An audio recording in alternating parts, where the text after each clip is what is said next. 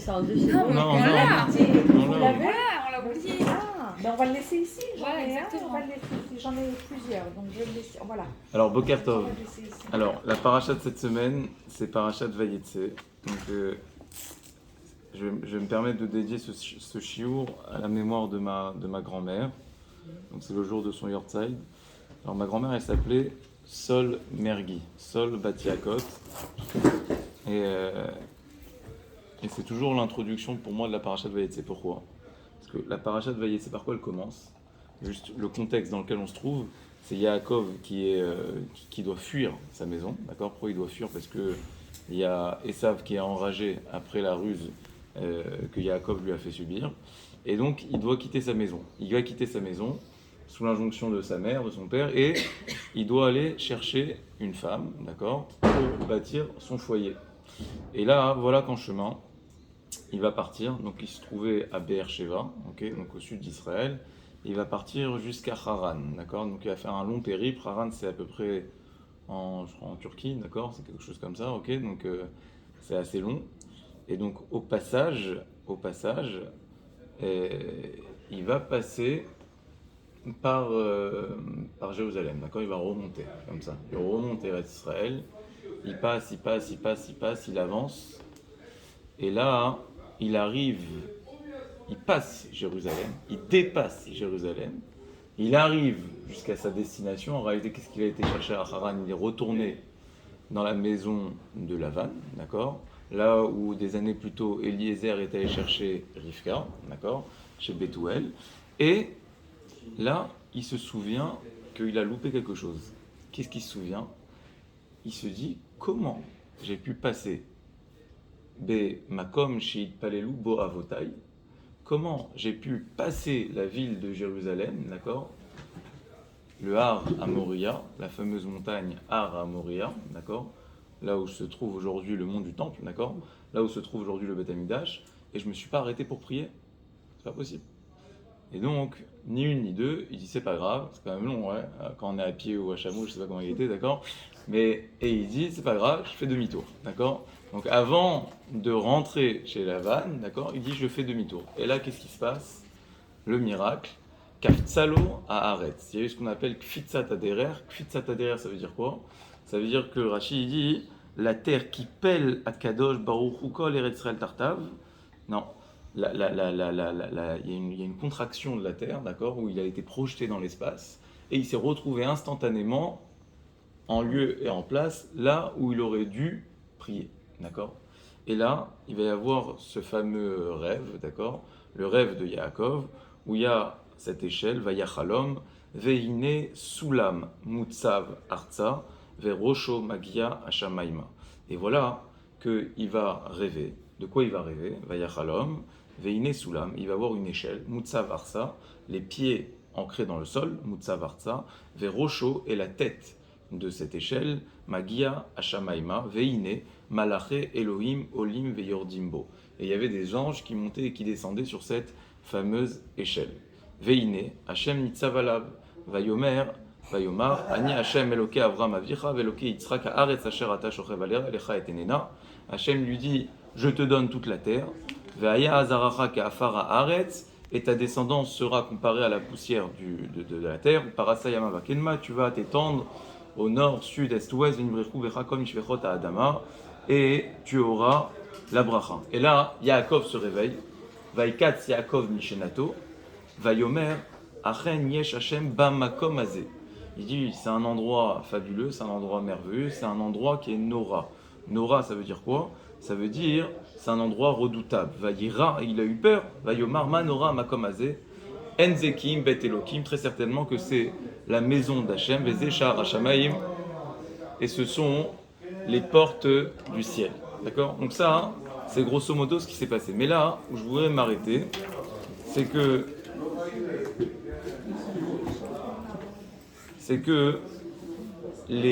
le mot soulam, en réalité, et ça va être ça le sujet de notre cours, c'est qu'est-ce que ça représente cette échelle, d'accord? Qu'est-ce que cette échelle, elle représente? Alors, on a l'habitude dans ma famille de dire que Soulam, ma grand-mère, elle s'appelait Sol, même Mergui, d'accord? Donc ça forme le mot Soulam. et mon grand-père, il s'appelait Yaakov, d'accord? Donc c'était, on disait, ma grand-mère, c'était l'échelle de Yaakov, d'accord? Donc on était très contents, on a trouvé une allusion merveilleuse à ma grand-mère, et en plus dans cette paracha, donc c'est incroyable. Mais en approfondissant un petit peu, je me suis rendu compte que l'idée, elle était très vraie. Ça veut dire que, de manière plus générale, ce qui est écrit ici dans ce texte, c'est que Yaakov, il a été chercher quoi? Il a été chercher qui? Il a été chercher sa femme. D'accord?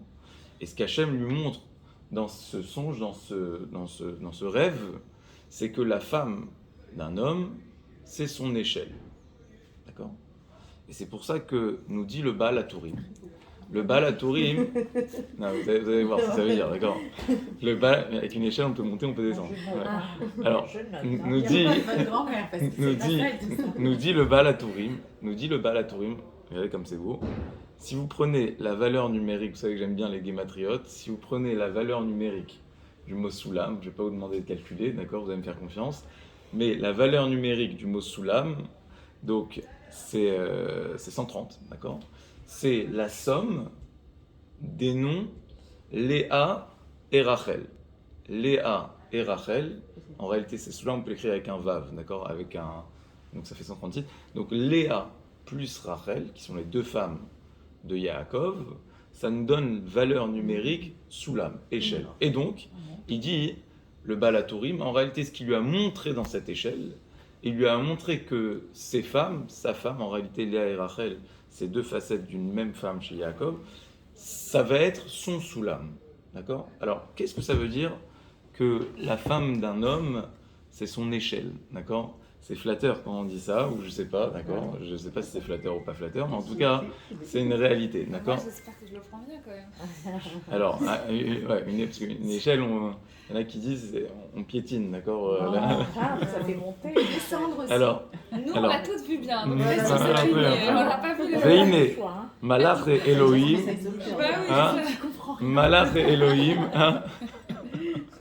Malach et Elohim, Olim veyordim bo. En réalité, ce qui est écrit ici, c'est que le niveau d'un homme, il est fixé en fonction de sa femme, d'accord? Ça veut dire que la femme, c'est celle qui va permettre à un homme de se hisser, ou c'est celle qui va faire tomber son mari, d'accord? Le lieu, si vous voulez, c'est ça fondamentalement l'idée, c'est que le lieu d'un homme, c'est sa femme, d'accord? On dit derrière un grand... Bon, mais c'est plus que ça, d'accord? C'est-à-dire qu'un homme, il se trouve là où sa femme, elle veut bien le conduire, d'accord? Ou elle veut bien le laisser être, d'accord? Le lieu d'un homme, c'est sa femme, d'accord? C'est elle qui va fixer, là on ne parle pas d'un lieu géographique, bien évidemment, on parle d'un lieu spirituel, d'accord? Donc le niveau, d'accord? La femme, c'est elle qui va fixer l'endroit, celle qui va fixer le contexte, celle qui va fixer l'environnement, d'accord? L'homme, il fixe les aspirations, d'accord? L'homme, c'est lui qui monte et qui descend au final. Donc c'est lui qui draine, qui emporte avec lui tout le foyer, d'accord? L'homme, c'est l'inspiration du foyer, d'accord? Mais la femme, c'est la réalité, d'accord?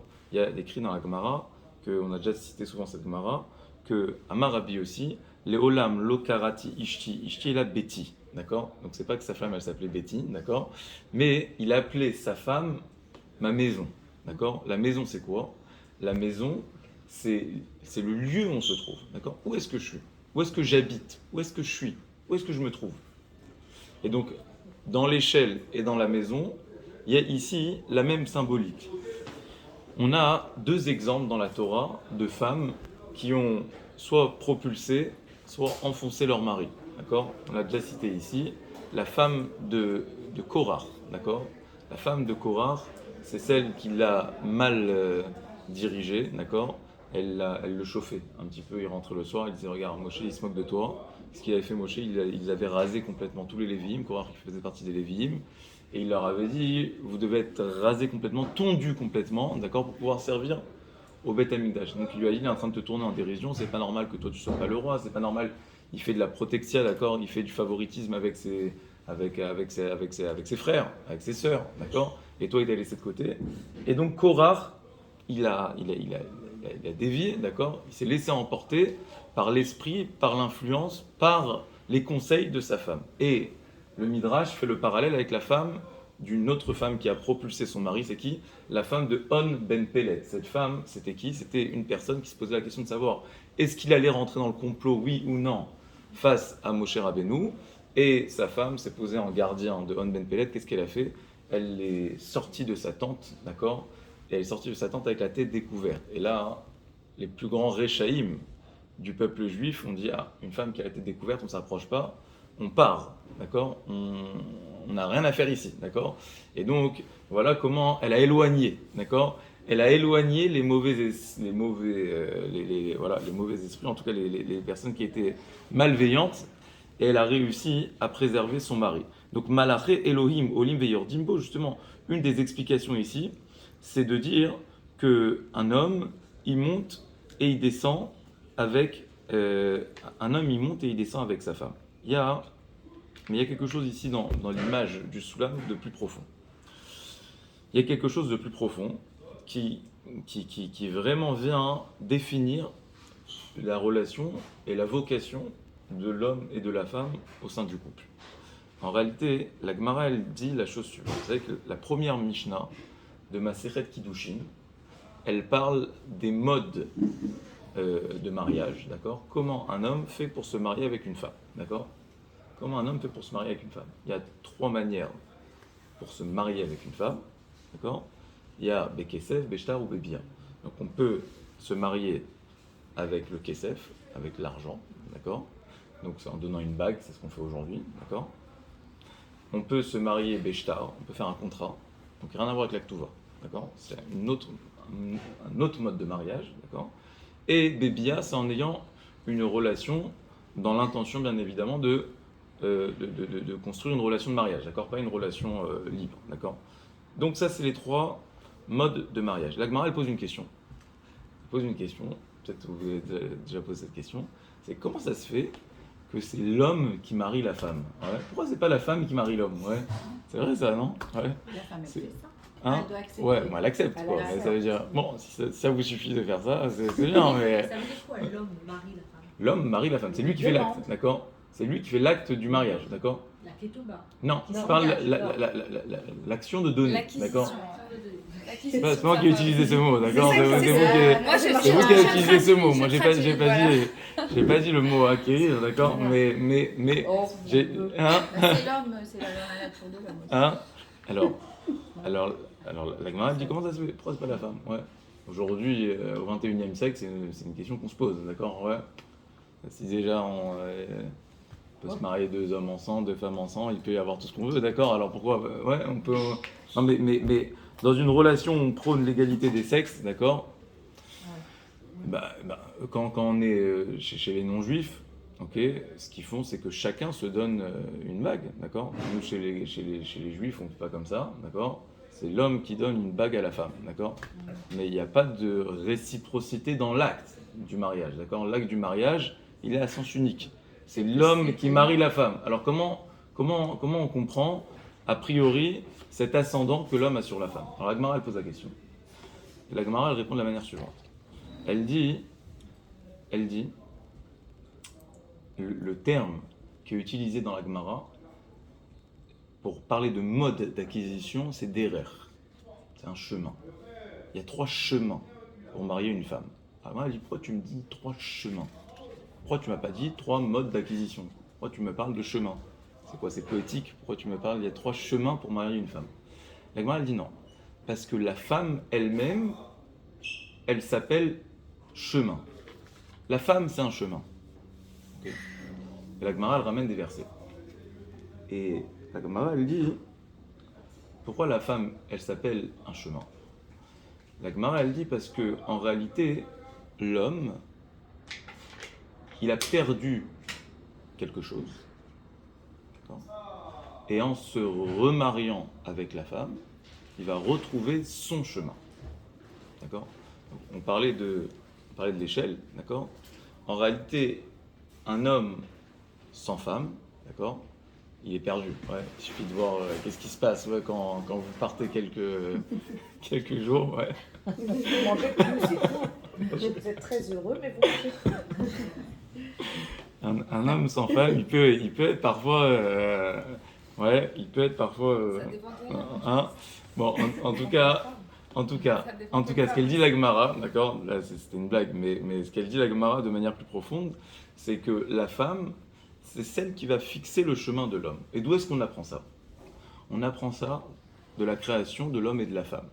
Je vous rappelle que l'homme et la femme, quand ils ont été créés, l'homme, Hachem a créé l'homme d'où partsoufine, ce qu'on appelle. D'où partsoufine, ça veut dire quoi? Ça veut dire que, je ne sais pas comment dire en français, mais il avait deux visages, d'accord? Il avait deux visages, deux faces, d'accord? Double face, ok? Donc il avait un visage homme, un visage femme qui se donnait dos, d'accord? Donc c'était une créature, ok, ouais, voilà.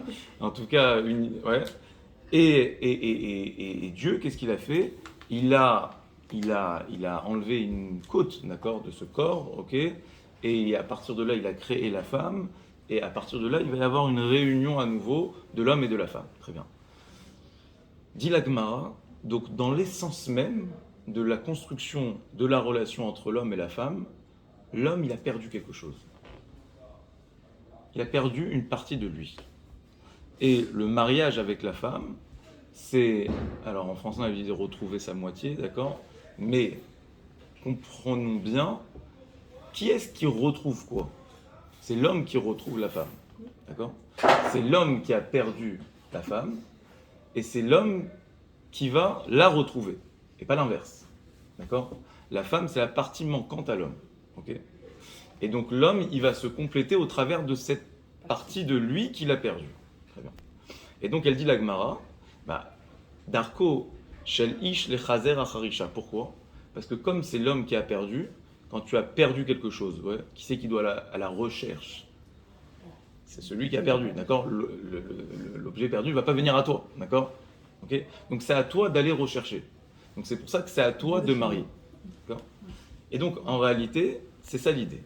L'idée, c'est que l'homme sans femme est perdu, et en se mariant, il va retrouver un chemin. Il va retrouver son chemin. Il va retrouver une voie. Et donc la vocation de la femme, c'est d'apporter cet éclairage à l'homme, d'accord? De lui donner une direction, ok? Pas une direction parce que c'est l'homme qui influe la direction, mais de créer le chemin, si vous voulez, d'accord? De créer la possibilité de créer l'échelle, d'accord? De créer l'environnement qui va faire que cette vision, d'accord, qui est partagée par l'homme, qui est influée par l'homme au sein du baït, la femme, elle va faire en sorte que tout ça puisse exister, d'accord? Alors, comprenez-moi bien, je ne suis pas en train de dire que la femme, c'est pas comment dire, c'est pas un bibelot qui attend et qui dit bon, vas-y, je vais te donner ton chemin, d'accord? C'est pas ça. C'est un projet qui est commun, mais ensemble, on doit construire, on doit reconstruire ce premier être qui avait avant la séparation, si vous voulez, de l'homme et de la femme. Il y avait un être qui était commun. Et donc la vocation du mariage, c'est de revenir à cet état premier où on faisait que un, d'accord? Mais dans ce projet, chacun a son rôle. Chacun a son rôle. L'homme, il apporte la vision, et la femme, elle apporte le chemin, d'accord? La femme, elle donne la possibilité. Donc c'est en cela qu'on dit que Yaakov, lorsqu'il va chercher ses femmes, Hachem, il lui montre un soulam, et ce soulam, il part de où et il arrive à où, on disait? Il part des pieds, Mutsav Artsa, vers Rosho Magia Hashamaim. Pourquoi? Parce que, précisément, c'est ça l'idée du chemin. L'idée du chemin, c'est être capable de mener à bien des projets qui partent de la tête, du ciel, d'accord, et qui doivent devenir réels, concrets, ancrés en terre. Et de la même manière aussi, parfois on a des attitudes, d'accord, du bas vers le haut, et on doit justement créer un chemin de pensée, un cheminement de pensée, d'accord, qui va mieux nous permettre de nous comprendre nous-mêmes. Et la femme, justement, c'est celle qui permet dans le baït de passer du bas vers le haut, du haut vers le bas. D'accord? C'est la transition entre la tête et le corps, entre l'esprit et le réel, dans les deux sens. La femme, c'est souvent le psychologue du mari, d'accord? Ouais. Parfois, on a besoin on vit quelque chose, d'accord? On vit un mal-être ou on vit un bonheur, Et en parlant, on va comprendre les choses, d'accord?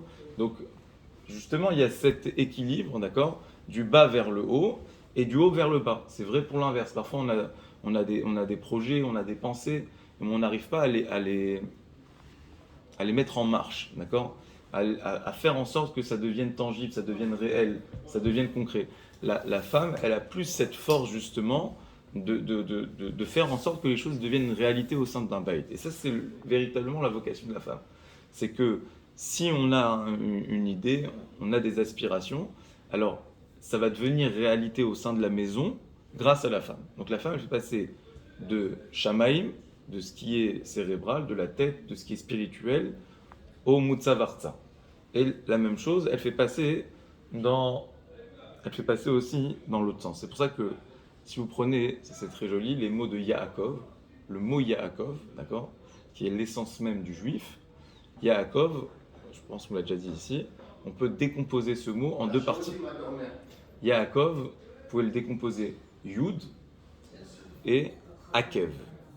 Yaakov, Yud, première lettre, et Akev, les trois dernières lettres. Le Akev, c'est quoi en hébreu? Le Akev, c'est le talon. Et Yud, c'est la plus petite lettre de l'alphabet, d'accord? Et c'est une lettre qui correspond justement à la pensée, d'accord? Parce que c'est une lettre qui est impalpable, qui n'est pas tangible, qui n'est pas réelle, d'accord? Qui est en dehors de la réalité. En hébreu, tout ce qu'on va dire au futur, on va rajouter un Yud, d'accord? On dit par exemple, ou Yeler, il va aller, d'accord? Ou Yahamod, il va se lever. Pourquoi on rajoute un Yud? Parce que pour exprimer le futur c'est quelque chose qui existe que par la pensée. Quelque chose qui n'existe pas, le futur. Et donc le Yud, c'est la lettre qui incarne la pensée, d'accord? Et donc Yaakov, le projet de Yaakov, c'est de réussir à joindre ces deux bouts, à joindre la pensée, ok, et à joindre le talon. C'est la partie la plus haute du corps et la partie la plus basse, d'accord? De faire en sorte que tout ce qu'on pense, ça traverse notre corps jusqu'au plus bas de nous, d'accord? Ça, c'est Yaakov. Et pour ça, on a besoin justement du soulam, d'accord, qui va nous permettre de joindre les deux bouts entre le shamaïm, d'accord, et entre le haretz. Voilà. Donc, grosso modo, j'ai voulu placer le contexte, d'accord, de la relation entre l'homme et la femme, d'accord, et comment ça s'exprimait dans ce rêve du soulam. Mais en réalité, ce qu'on est en train de dire ici, c'est que la femme, c'est ce qu'on disait, elle s'appelle Baït, d'accord? Donc la femme, c'est le lieu, d'accord, de l'homme. On disait que un homme qui monte, c'est grâce à la femme, un homme enfin... Il y a autre chose qui s'appelle Makom.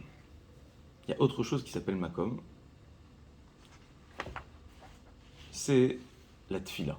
La Gemara, elle nous dit que chacun des Havot, lorsqu'il a prié à cet endroit, le Har HaMoriah, chacun il a prié à sa manière. Et chacun, il a instauré une nouvelle tefila. C'est-à-dire que Avraham, il a été au Har HaMoriah, il a prié. Yitzhak, il a été au Har HaMoriah, il a prié. Et Yaakov, lui aussi, il a été là-bas, il a prié. Mais chacun, il a considéré que cet endroit, il était différent. Je m'explique. Avraham, lorsqu'il a été au Har HaMoriah et qu'il a fait la prière pour la première fois, c'était au moment de la Hakedat Yitzhak.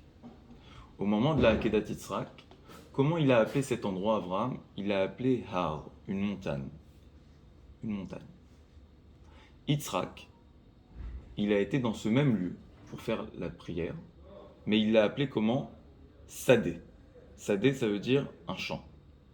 Et Yaakov, comment il l'a appelé cet endroit? Il l'a appelé Baït. Baït, ça veut dire une maison. Il a dit Enze ki im bet Elokim.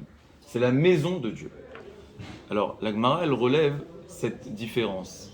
Elle dit comment ça se fait que Avraham, il a appelé cet endroit une montagne, Yitzhak, il l'a appelé un sadé, un champ, et Yaakov, une maison. Alors, c'était quoi? C'était une montagne, c'était un champ ou c'était une maison? En fait, chacun, il s'y est senti différemment dans cet endroit. Un, il a perçu une montagne.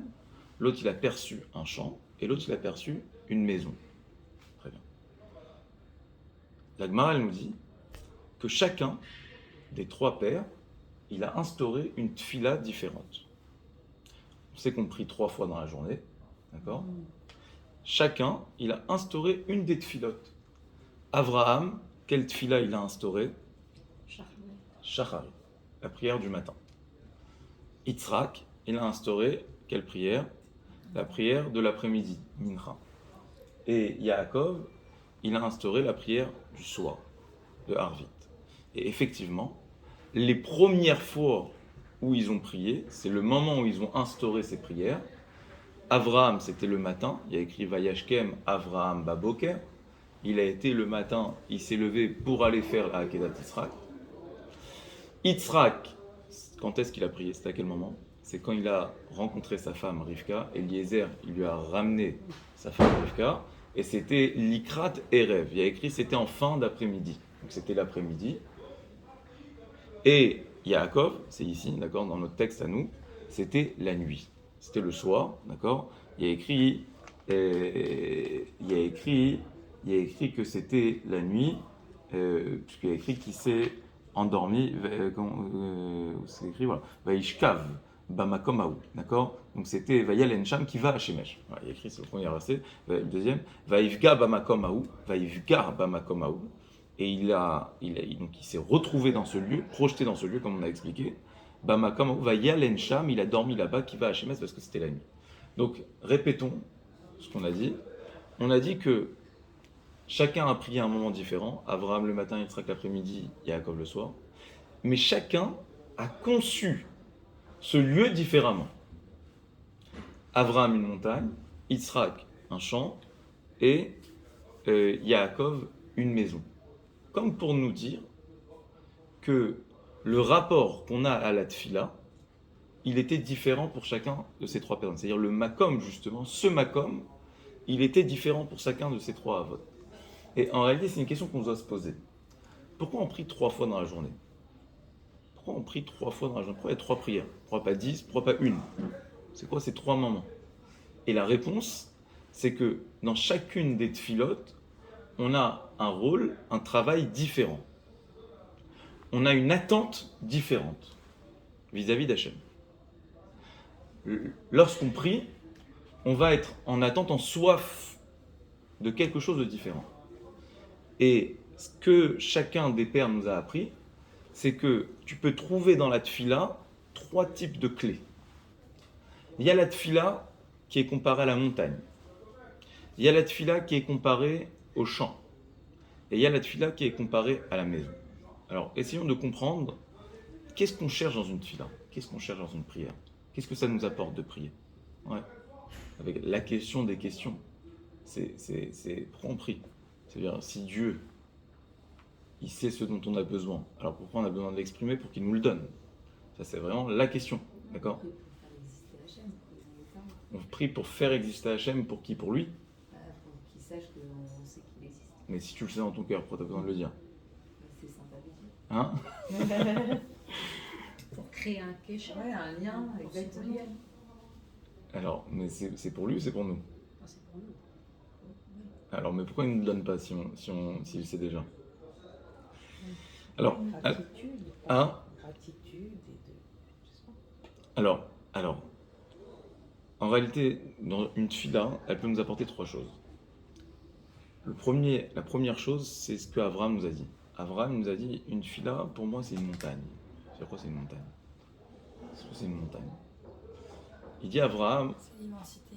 Avraham, il dit, la montagne, c'est un moment, un lieu, d'accord? On est en hauteur et on arrive à voir loin, d'accord? C'est-à-dire que parfois dans la vie, on peut avoir des doutes, on peut manquer de vision, d'accord? On a des vrais problèmes quant à se projeter, quant à savoir quel est le bon choix, quelle est la bonne direction, d'accord? On est devant une impasse, on est devant des choses qu'on ne comprend pas, d'accord? Et là, la tfila de la montagne, c'est justement la tfila que Avraham y fait au moment de la Akedat Yitzhak. Au moment de la Akedat Yitzhak, imaginez-vous bien que Avraham, il est dans un état il est complètement perdu, d'accord? Il est complètement perdu, pourquoi? Parce qu'il y a comme une forme de contradiction, d'accord, en lui, où Dieu lui a dit, tu vas avoir un enfant, tu vas avoir des descendants, tu vas avoir des générations, et d'un autre côté, il lui dit, tue-le. Donc, il est perdu, il est perplexe, il ne comprend pas. Qu'est-ce qu'il veut Hachem de moi? Ouais, on s'est déjà posé cette question. Quand on est dans des situations où face à des choix, d'accord, qui sont difficiles, on ne sait pas quelle direction choisir. La tfila de la montagne, c'est justement la tfila d'Avraham, et ça, c'est la tfila du matin. C'est-à-dire la tfila du matin lorsqu'on fait shacharit, la tfila du matin, on doit justement, le matin, c'est un moment où on est dans la projection, d'accord? Il y a une journée devant nous. C'est un moment, comment on dit le matin en hébreu? Boker. Boker, c'est quoi en France? La traduction, c'est la clairvoyance. L'évaker, comment on dit? L'évaker, ça veut dire visiter, rendre visite. Comment on dit bikur cholim, d'accord? Quel rapport entre bikur cholim, rendre visite à un malade, d'accord? Et le boker le matin, quel rapport? C'est les mêmes lettres. Bet, kouf, resh. En réalité, le vecteur commun, c'est que le matin, c'est un moment où on voit. C'est un moment où on visite. C'est un moment où on peut scruter.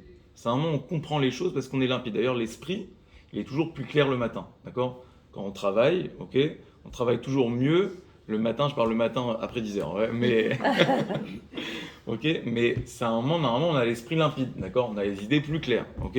L'après-midi, on commence déjà. Mais en tout cas, le matin, c'est un moment de clairvoyance. Et donc c'est pour ça que Abraham, le matin, justement, qu'est-ce qu'il fait? Il fait la prière de la montagne. Et il dit, Hachem, ouvre-moi l'esprit. Ça, c'est une forme de tfila. D'accord? On peut articuler toutes les brachot de la Hamida. D'accord? Toutes les brachot de la Hamida. Dans la Hamida, on prie pour quoi? On prie pour la refoua, on prie pour la parnassa, on prie pour les enfants, on prie pour la bracha, on prie pour tout. D'accord? Mais toutes ces modules, d'accord? On peut les ériger, les tourner vers une tfila, guide-moi. Par exemple, je suis devant un choix de carrière professionnelle, pour moi, pour mes enfants que j'ai. Donc je vais dire, Hachem, ouvre-moi, éclaire-moi. Une montagne, d'accord? Je suis devant le choix de savoir avec qui je vais me marier, d'accord? Éclaire-moi, guide-moi, montre-moi que c'est le bon. Ça, c'est la tfila de la montagne, d'accord? Ça, c'est la première tfila, la tfila d'Abraham. Donc c'est pour ça que Abraham, dans le lieu dans lequel il se trouvait, c'est-à-dire le lieu spirituel dans lequel il se trouvait, un état justement où il était dans un questionnement, dans une remise en question, il avait besoin de cette réponse que la tfila elle allait lui apporter, la montagne. Éclaire-moi. Je monte en haut et je vois loin, je comprends. Très bien. Numéro 1, Abraham. Numéro 2, Yitzhak. Yitzhak, c'est quoi? On a dit le chant. Le chant, à l'époque, d'accord, c'est peut-être un peu moins vrai aujourd'hui parce qu'on est dans une société un peu plus industrialisée, donc on en a moins conscience. Mais le chant, c'est quoi? C'est le lieu du travail. Du travail. Du travail. Ok? Travail dans les champs. D'accord? L'après-midi, ok? C'est le moment, ouais, à part à Ertilia, c'est le moment du travail. D'accord? Ouais. C'est le moment du travail. D'accord? Donc, la tfila de Yitzhak, c'est une tfila où tu vas m'aider dans mon travail. Ça veut dire quoi? Le travail, c'est tous les efforts, d'accord? Le travail, c'est un terme général, d'accord? C'est tous les efforts qu'on fait pour gagner une réussite, d'accord? On peut travailler dans... Le travail, c'est pas forcément professionnel, d'accord? Le travail, c'est se fatiguer pour réussir quelque chose. C'est ça le travail, d'accord? Dans tout. On peut travailler dans l'éducation, d'accord? Une femme qui est mère au foyer, bah, c'est un travail à plein temps, d'accord? C'est un travail d'esclave, ok? Mais c'est un travail où on a des enjeux et on a des exigences, des attentes de réussite, d'accord?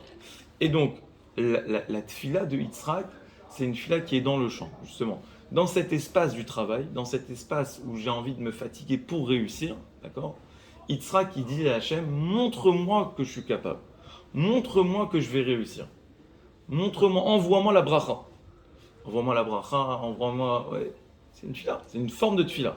C'est différent de la montagne, d'accord?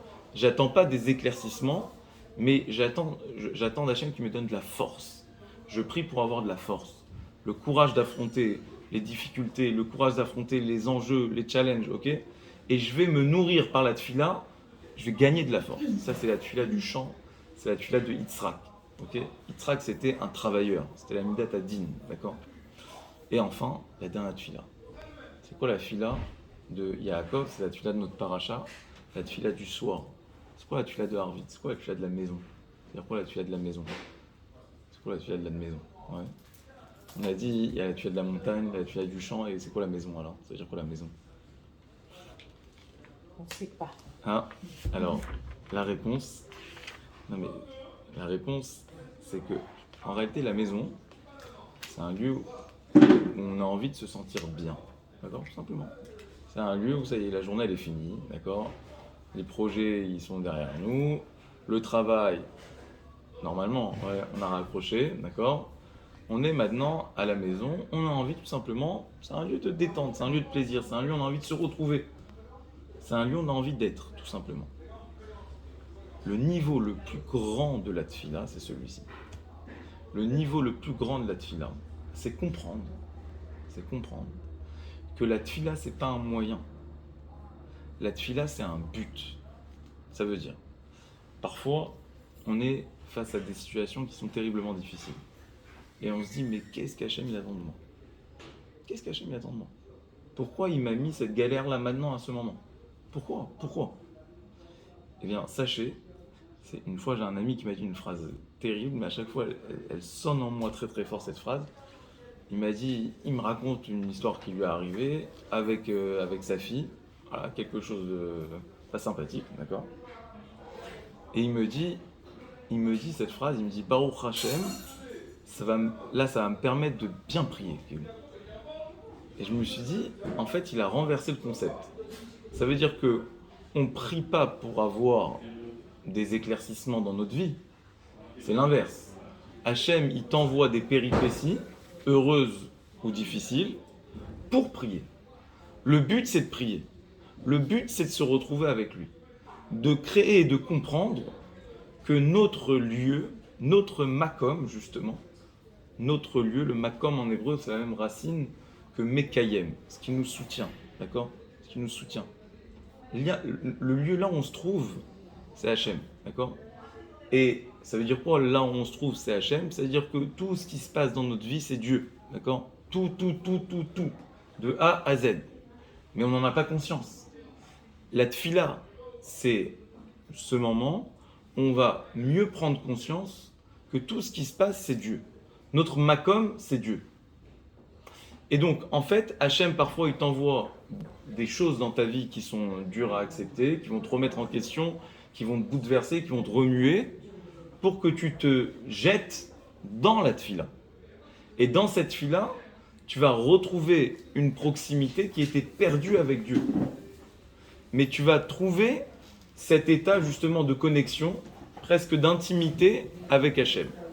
Et donc, le moyen, c'est quoi? Le moyen, c'est ce qui t'arrive, mais le but et le lieu ultime, c'est la tefila. Ça, c'est ce qu'il a découvert Yaakov Avinu. Yaakov Avinu, il était dans la tourmente. Yaakov Avinu, il était pourchassé par son frère Esav, qui menaçait de le tuer. Et ce qu'il a découvert, que la tefila, ce lieu de tefila pour lui, c'est pas que une montagne, c'est pas que un champ. C'est pas qu'un espace où Hachem va nous envoyer des éclaircissements et nous aider à mieux prévoir. C'est pas qu'un espace où on va se réaliser, où on va réussir. Non, la tefila, c'est un espace où on va comprendre que quand on prie, tout simplement, il y a un état de fait où on est avec Hachem. Et ça nous apporte un bien-être, d'accord? Voilà, je suis à la maison, c'est tout. En fait, la tefila, c'est comprendre que parfois Dieu il t'envoie des choses dans ta vie pour te ramener à la maison. C'est où la maison? C'est la tefila. La maison, c'est là. C'est-à-dire, des fois, Dieu il te fait croire que tu es perdu pour que tu n'oublies pas où tu te trouves. Où t'es? Tu es quand tu es avec Dieu, c'est tout. C'est là, c'est là ton vrai endroit. D'accord? Des fois, tu te dis, mais qu'est-ce qui m'arrive dans ma vie? Ouais, qu'est-ce qui se passe? J'étais là, je suis balancé, je comprends pas. Là, ça s'est cassé la figure, ça. Et après, ok, et après, regardez là, tout ce qui se passe. en ce moment, d'accord? Mais il n'y a jamais eu autant de tfilotes, d'accord? En tout cas, moi je l'ai vécu comme ça. Ça veut dire qu'il y a un retour énorme à notre essence, à notre lieu véridique, d'accord? C'est-à-dire on revient où on est, où on est. Et quand on arrive à avoir cette conscience que voilà, en fait non, on est dans les mains d'Hachem, d'accord? Cette guerre, il appelle la guerre de la baït. La quoi? Il appelle la guerre. Ah, Milchemet Baït, ok, ouais, bien relais, ok. À la Baït. Donc, mais c'est quoi le vrai Baït, justement? On a la baït, là, pour être proche de Hachem. Le vrai, ok, mais le vrai Baït, justement, c'est celui-ci, d'accord? C'est-à-dire quand on va avoir conscience qu'on est dans la main d'Hachem, d'accord? On est dans sa paume, comme ça, il fait comme ça, comme ça, comme ça, ouais, il nous remue, d'accord? Il y a toujours une belle image, ouais, qui dit que, je crois que j'en avais parlé, j'avais déjà dit ça une fois, et il y avait quelqu'un qui avait très peur de prendre l'avion, d'accord? Très peur de prendre l'avion parce qu'il a peur des secousses, des trucs comme ça. Donc il prend l'avion, et l'avion il commence à bouger comme ça, à bouger. Et là, il s'est projeté, il s'est lancé dans une fila, d'accord? Il s'est lancé dans une fila. Et il a dit c'est exactement la même chose, ouais. Parfois quand la vie elle est statique, d'accord? Bon, métro, boulot, dodo, d'accord? La vie elle avance, tout marche bien et tout ça. Je ne te rends plus compte que tu es dans un avion, que tu es en l'air, que tout peut se fracasser en un instant, d'accord? Quand ça fait un peu comme ça, ouais, eh ben, tu te rends compte en fait, voilà, je suis dans un avion, je suis dans l'air, il y a plein de paramètres, d'accord, dans ma vie, qui font mais en fait c'est très très fragile, tout est fragile. Tout est fragile. Et donc, justement, ces secousses, d'accord, qu'on vit, elles sont là pour nous rappeler, attends, n'oublie pas où tu es. Où tu es. Tu es dans la maison d'Hachem constamment. Ton makom, c'est la tfila. C'est ça ton makom. Ça veut dire que tu dépends, ton oxygène, c'est la tfila. Plus tu vas être proche d'Hachem, plus tu seras sécurisé, tu seras dans les meilleures mains. Tu es dans les meilleures mains, pour peu que tu en aies conscience. Ça, c'est la tfila de Yaakov, c'est le 3e niveau. Après la montagne, le champ, le makom. Le makom que Yaakov Avinu a découvert, c'est justement dans ce rêve qu'il a fait.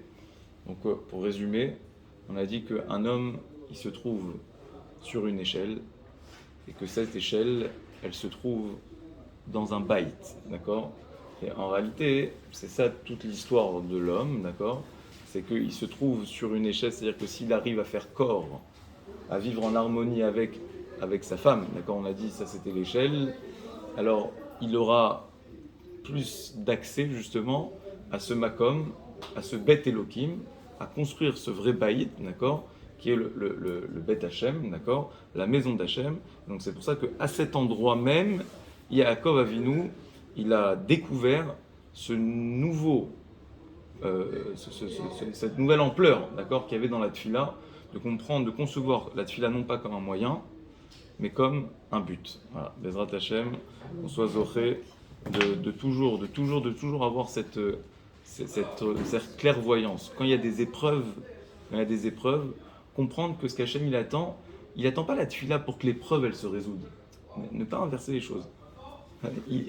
Il t'a mis dans une épreuve pour que tu pries. Et prier c'est le but, c'est être avec lui. T'es avec lui maintenant. C'est tout. Une fois que t'es avec lui, après ça se résout, d'accord? Mais le but c'est pas que ça se résout. Le but c'est que tu sois avec lui. T'as compris où t'es, t'as compris de quoi tu dépends, d'accord?